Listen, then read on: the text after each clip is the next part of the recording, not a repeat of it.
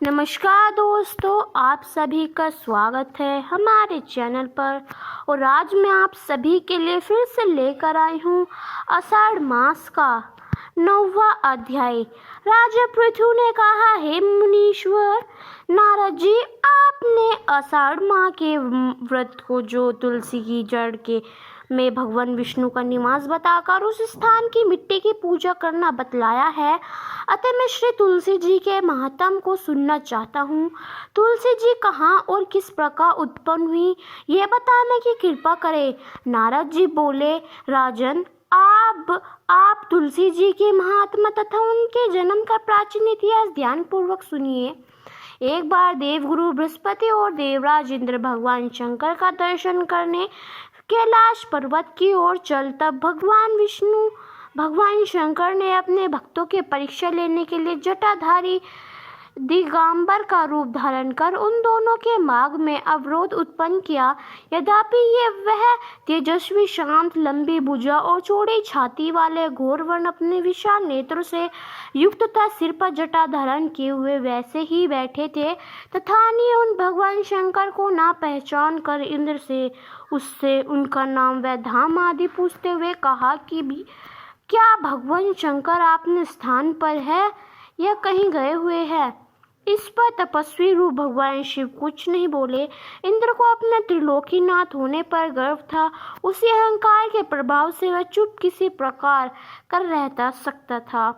उसने क्रोध होते हुए उस तपस्वी को छुड़वा कर कहा, अरे मैंने तुझसे कुछ पूछा है और तू उसका उत्तर भी नहीं देता। मैं अभी तुझे पर वज्र का प्रहार करता हूँ, फिर देखता हूँ कि कौन तू दुर्मति की रक्षा करता है।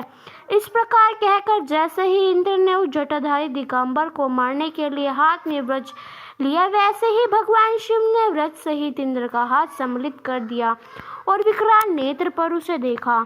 उस समय एक प्रतीत हो रहा था कि वह दिगंबर प्रज्वलित हो उठा है और वह अपनी तेज जल से जला देगा। बुझाए संबंधित होने से कारण इंद्र दुखित होके साथ साथ अत्यंत कुपित भी हो गया, परंतु उस जटाधारी दिगंबर को प्रज्वलित देखकर बृहस्पति जी ने उन्हें भगवान शंकर जानकर प्रणाम किया और दंडवत होकर उनकी स्तुति करने लगे।